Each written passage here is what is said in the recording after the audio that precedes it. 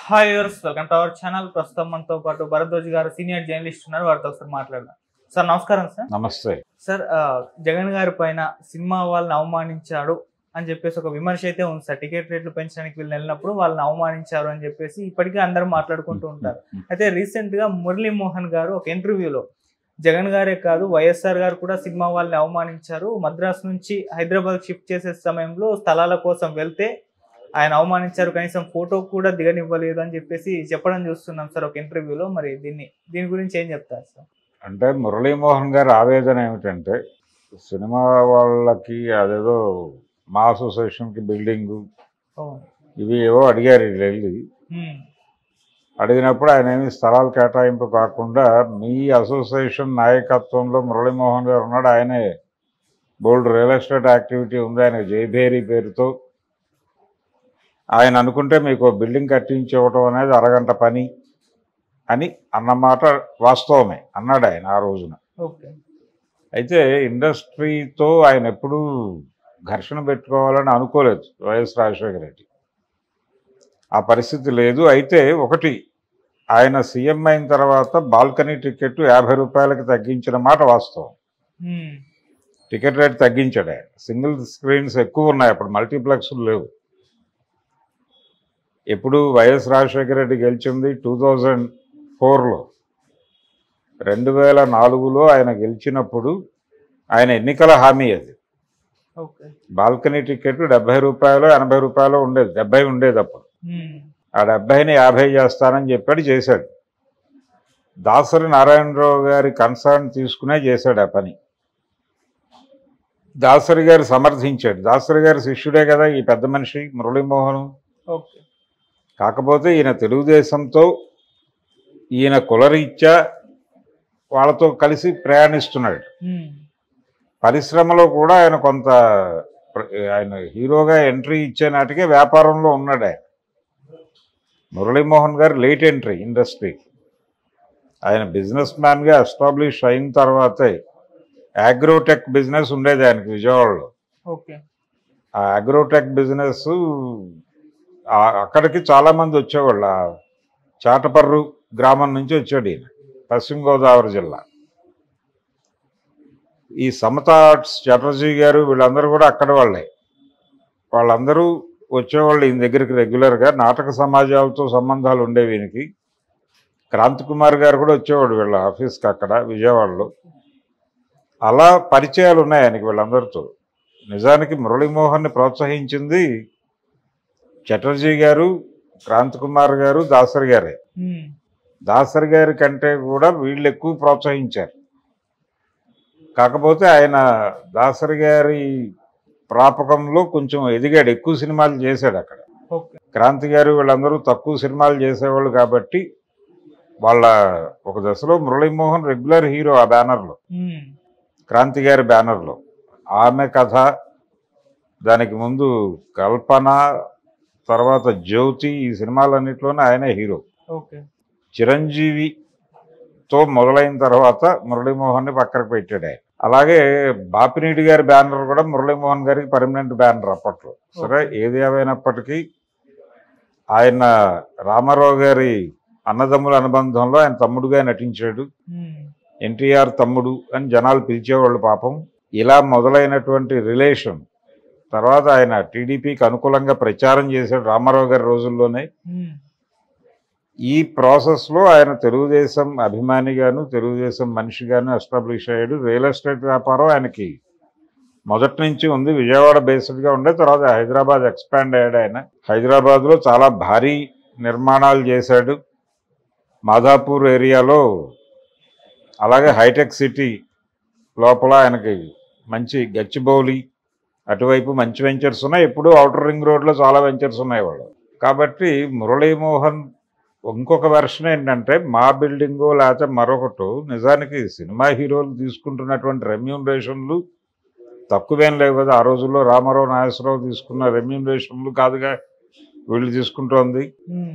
అప్పటికి చిరంజీవి పెద్ద హీరో అనుకున్నప్పటికీ అప్పటికే కోర్టు దాటిపోయాడు కదా ఆయన. బిగ్గర్ దాన్ బచ్చన్ అని ఇండియా టుడే వాడు బ్యానర్ ఐటమ్ కవర్ పేజీ వార్త రాసినటువంటి సందర్భం ఉంది కదా చిరంజీవి మీద. కాబట్టి ఇంత రెమ్యూనరేషన్లు తీసుకుంటున్నారు. ఒక బిల్డింగ్ కట్టుకోవడానికి తలో కాస్త వేసుకుని చేసుకోవచ్చు కదా, వీళ్ళకి కూడా ప్రభుత్వం స్థలం ఇవ్వాలా అనే అభిప్రాయం చాలా మందిలో ఉంది, ఇప్పటికీ ఉంది. ఇప్పుడు రెమ్యూనరేషన్లు 100 కోట్లు తీసేసుకుంటున్నారు కదా, 100 కోట్లు రెమ్యూనరేషన్ తీసుకున్న వాళ్ళు వాళ్ళ రెమ్యూనరేషన్లో 20% ఇచ్చినా కానీ అందరూ కలిసి అద్భుతమైన బిల్డింగ్ వస్తుంది కదా, దానికి ప్రభుత్వం సహాయం చేయటం ఎందుకు? ప్రభుత్వం సహాయం చేసి స్థలం ఇచ్చి వీళ్ళకి సబ్సిడీ మీద లోన్లు ఇచ్చి ఇవన్నీ ఎందుకు చేయాలి అసలు? సో అది ఇష్యూ. అందుకని వైఎస్ రాజశేఖర రెడ్డి ఆ కోణంలో అన్నాడు తప్ప ఆయన ఏమి పరిశ్రమను ఏ రోజున కించపరచలేదు. పరిశ్రమ రజతోత్సవాలు స్వర్ణోత్సవాలు చేశారు కదా అప్పుడు 75 years ఫంక్షన్, అది ఆయన నేతృత్వంలోనే జరిగింది. ఆయన ఏదైనా సరే ఇండస్ట్రీకి సంబంధించి ఏ నిర్ణయం తీసుకోవాలన్నా కానీ దాసరి గారిని సంప్రదించకుండా నిర్ణయం తీసుకునేవాడు కాదు. ఆ ప్రామినెన్స్ ఇచ్చేవాడు ఆయనకి. దాసరి గారు కూడా సన్నిహితంగానే ఉండేవాడు ఆయనకి. ఏదైనా ఇష్యూ ఉంటే నేరుగా వెళ్ళి మాట్లాడేవాళ్ళు, ఆయన ఓకే చెప్పేవాడు. ఆయన ఏ సెక్షన్ని ఇబ్బంది పెట్టలేదు వైఎస్. నిజానికి వైఎస్ పరిపాలనా పద్ధతిని అడాప్ట్ చేసుకోకపోవడం వలనే జగన్మోహన్ రెడ్డి దెబ్బతిన్నాడు. చాలా మందికి తెలియని విషయం ఏంటంటే వైఎస్ రాజశేఖర రెడ్డి అధికారంలోకి వచ్చిన తర్వాత ఫస్ట్ బంచ్ అలాట్మెంట్స్ అన్నీ కూడా, వర్క్ అలాట్మెంట్స్ అన్నీ కూడా పాత ఫైల్స్నే క్లియర్ చేశాడు తప్ప ఆయన తీసి అవతల పారేసి కొత్త వాళ్ళకి కేటాయించలేదు ఏ వర్క్ కూడా. అలా ఆయన చెయ్యబట్టే వాళ్ళది రాజీవ్ ఇంటర్నెట్ విలేజ్ అనేటువంటి ఒక ప్రోగ్రామ్ ఉంది. ప్రతి గ్రామాన్ని ఇంటర్నెట్తో అనుసంధానం చేయాలి.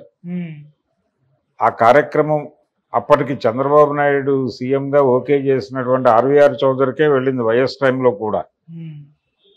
రత్నప్రభ అనే ఐఏఎస్ ఆఫీసర్ ఉండేది, ఆవిడ అడిగినప్పటికీ లేదు ఆ పాత అలాట్మెంట్స్కే ఇచ్చేయండి పర్లేదు అన్నాడు ఆయన. అంతే తప్ప అడ్డం పడల. లేకపోతే వైఎస్ ప్రారంభంలో ఇచ్చిన కాంట్రాక్టుల్లో ఆర్వీఆర్ చౌదరి లాంటి వాళ్ళు ఉండాల్సిన అవసరం ఏమిటి? అమ్మటి రాంబాబు కూడా ఆశ్చర్యపోయాడు నిజానికి ఆ రోజున అలాట్మెంట్ జరిగినప్పుడు.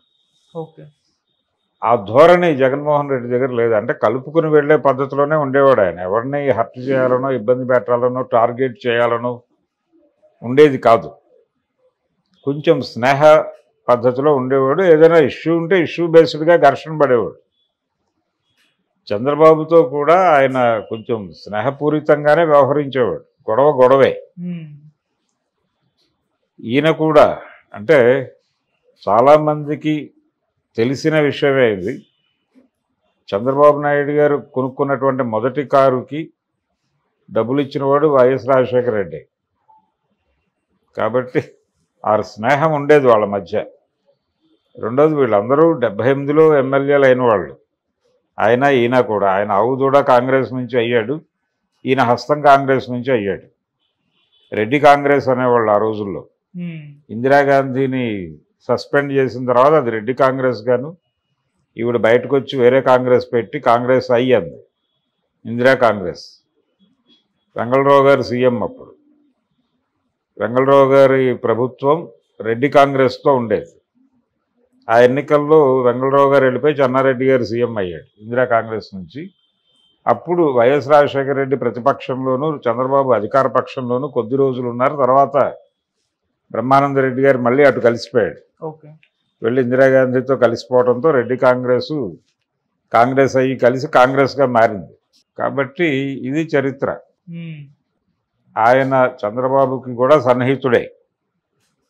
చంద్రబాబు గారికి ఎన్టీఆర్ కూతురుని చేసుకోమని అడ్వైజ్ చేసిన వాళ్ళలో ఆయన కూడా ఉన్నాడు. వైఎస్ కీలకం. వారి సలహా అడిగారు, వారే చేసుకోమని చెప్పారు. నిజానికి చంద్రబాబు సీఎం కావడానికి కూడా వైఎస్ రాజశేఖర రెడ్డే కారణం. అలాంటిది ఆయన ఏదో పరిశ్రమకి ద్రోహి, మరొకళ్ళకు ద్రోహి అని మురళీమోహన్ మాట్లాడటం తప్పు. ఏదో తనని బిల్డింగ్ కట్టివ్వమని ఆయన అడిగినందుకు గాను అలా ఆయన మీద నెపం వేయటం తప్పు. నిజానికి పరిశ్రమకి ఎందుకు ఇవ్వాలి? స్టూడియోలు మాత్రం ఎందుకు ఇవ్వాలి? వాళ్ళు కట్టుకోగలరు కదా. భారీగానే రెమ్యూనరేషన్లు తీసుకుంటున్నారుగా. రామారావు గారు అడిగి స్థలం తీసుకుని స్టూడియో కట్టలేదుగా. ఆయన ముషీరాబాద్లో తన స్థలంలోనే స్టూడియో కట్టుకున్నాడు. తన సినిమా షూటింగులకి పనికొచ్చే స్థాయి స్టూడియో కట్టుకున్నాడు, అక్కడే చేసుకునేవాడు. ఆయన మెడ్రాస్లో చేసుకునేవాడు, బయట సినిమాలు మెడ్రాస్లో చేసేవాడు, ఆయన సొంత సినిమాలు ఇక్కడ తీసుకునేవాడు. అది పద్ధతి. నాగేశ్వరరావు గారు ప్రభుత్వం నుంచే తీసుకుని, కృష్ణ గారు తీసుకుని, అసలు వీళ్ళందరికీ ఇళ్ల స్థలాలు కేటాయించి అక్కడ తక్కువ ధరలకి జూబ్లీ హిల్స్లో ఇంత చేసే తప్ప పరిశ్రమ రాలేదు ఇక్కడికి. ఇప్పుడు కూడా ఏపీలో స్థలాల గొడవే. ఏపీలో ఎక్కడో చోట నోటిఫై చేసి ఫిలిం నగరనో మరొకటనో పెట్టి మా అందరికీ ఉచితంగా స్థలాలు ఇవ్వమనే ప్రతిపాదనతో ఉన్నారండి. ఇవ్వడానికి కొంత సుముఖంగా కూడా ఉన్నారు వాళ్ళు. ఈ డ్రామా ఒకటి నడుస్తోంది. ఈ సందర్భంలో ఈయనకి జగన్మోహన్ రెడ్డి మాత్రం ఇండస్ట్రీ వాళ్ళని అవమానపరిచింది ఎక్కడ, ఒక పవన్ కళ్యాణ్ని టార్గెట్ చేశారు అంతే. RRRకి రేట్లు పెంచుకోవడానికి అనుమతి ఇచ్చారు కదా. అలాగే ప్రభాస్ గారి సినిమాలకి ఇచ్చారు, అది రాధేశ్యామ్ కావచ్చు, ఆదిపురుషుడు కావచ్చు, ఇచ్చారు కదా పెంచుకోమని. పెంచుకున్నాయే రిలీజ్ చేశారుగా. బాలకృష్ణ గారి సినిమాకి ఇవ్వలేదు, వాళ్ళు అడగలేదు, వదిలేశారు. ఆయన కూడా ఏం ఫీల్ కాలేదు.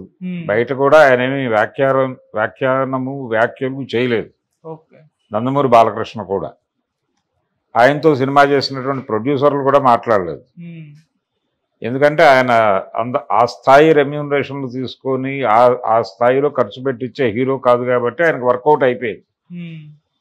పవన్ కళ్యాణ్కి మాత్రం భీమ్లా నాయక్కి కొంచెం టికెట్ల రేట్లు పెంపు అంగీకరించకపోవడంతో పాటు ఎంఆర్ఓ, తహసీల్దారు స్థాయి అధికారులు కౌంటర్లో కూర్చుని టికెట్లు ఇచ్చారు.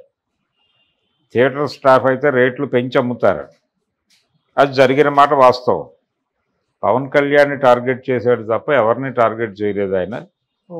పవన్ కళ్యాణ్ని అవమానించటంగా దాన్ని భావిస్తే ఇండస్ట్రీని అవమానించటంగా కూడా భావించవచ్చు. మురళీమోహన్ గారి కోణంలో చూస్తే పవన్ కళ్యాణే ఇండస్ట్రీ కాదు. Pawan Kalyan politician, political war. అది పొలిటికల్ వారు. రెండోది ఈయనే మొదలుపెట్టాడు. పవన్ కళ్యాణే మొదట యుద్ధ ప్రకటన చేశాడు. ఏది తనది కాని సినిమా, తన మేనల్లుడి సినిమా ప్రీ రిలీజ్ ఈవెంట్లో తను మాట్లాడుతూ పరిశ్రమకి ప్రభుత్వం ద్రోహం చేస్తోంది, నిజానికి మేం అడిగిన రేట్లలో గనక సినిమా నడిచుంటే వకీల్ సాబ్కి బీభత్సమైన లాభాలు వచ్చి ఉండాల్సింది. దిల్ రాజు అంటే రాజేమో అనుకుని జగన్మోహన్ రెడ్డి సహకరించలేదు, కానీ ఇతను రెడ్డి, ఇప్పటికైనా నువ్వు పేరు మార్చుకో అన్నాడు ఆ రోజున వేదిక మీద నుంచి. పైగా టికెట్ల రేట్లు పెంచుకోవడానికి డిమాండ్ అండ్ సప్లై సిద్ధాంతం చెప్పి అది జగన్కి అర్థం కావట్లేదు, ఎకనామిక్స్ అన్నాడు. ఇంత ఓవర్ యాక్షన్ చేసిన తర్వాత వాళ్ళు కూడా చెయ్యాలి కదా ఎంతో కొంత. అప్పటి ప్రొడ్యూసర్ ఇంక్లూడింగ్ దిల్ రాజు కూడా మనసులో ఆవేదన చెందిన మాట వాస్తవం. పవన్ కళ్యాణ్ అనవసరంగా కెలికాడు అనే అభిప్రాయం దిల్ రాజుకు కూడా కలిగింది, బయటకు అనలేదు ఆయన. ఈ పరిస్థితిలో చిరాకు పెట్టిందే పవన్ కళ్యాణ్. అప్పుడు యాక్షన్ రియాక్షన్ ఉంటుంది న్యాచురల్గా. అదే సరి వాళ్ళు పవన్ కళ్యాణ్ని టార్గెట్ చేశారు తప్ప ఇంకెవరిని టార్గెట్ చేశారు? బాలకృష్ణ అడగను లేదు, అడిగినా ఇచ్చుండకపోయేవచ్చు. ఈయన అడిగినప్పటికీ వాళ్ళు ఇచ్చుండేవాళ్ళు కాదు. నిజంగానే ఆ లైన్ మీద ఉండేవాళ్ళు. వాళ్ళు పార్టీ తరహా ఆలోచన విధానం ఉండేది జగన్మోహన్ రెడ్డి దగ్గర. తన వాళ్ళు పరాయి వాళ్ళు అనేటువంటి ఒక విభజన ఉంది. దాన్ని పొలిటికల్గా మాట్లాడచ్చు, తప్పేం లేదు. కానీ వైఎస్ మీద అంటే పైగా ఆయన చేసిన మాట, మేమేదో బిల్డింగ్ కట్టుకోవడానికి స్థలం కోసం పెడితే బిల్డర్ ఉన్నాడు కదా మీ దగ్గర వేసుకోవచ్చు కదా అన్నాడు. దాన్నేదో ఆధారంగా చూపించి ఆయన ఇండస్ట్రీని అవమానించాడని మాట్లాడటం కొంచెం అతిగా అనిపిస్తుంది. ఆయన చేయవచ్చు, ఆయన ఎక్కడో చోట సైట్ అలాట్మెంట్ ఇవ్వచ్చు, ఆయన కన్స్ట్రక్షన్ రంగంలో కూడా ఉన్నాడు, ఆయన కట్టించగలడు. నలుగురు ఆయనకు ఫోన్ చేస్తే డబ్బులు పంపిస్తారు. ఇదిగో ఈరోజు ఈ ఫేజ్ అవుతోంది అంటే డబ్బులు పంపిస్తారు, చేసి అందరికీ ఆఫీసులు అన్నీ చేయొచ్చు. ఆయన ఎందుకు చేయలేదు? అందరూ సమర్థులే కదా. 100 కోట్లు తీసుకుంటున్న హీరోలు 10 మంది కలిసి తలో 2 కోట్లు వేసుకుంటే బిల్డింగ్ వచ్చేస్తుంది కదా. ఎందుకు చేసుకోలేకపోతున్నారు? ఆ రోజున పెద్ద హీరోల రెమ్యునరేషన్తో పోలిస్తే ఇవి వేరు.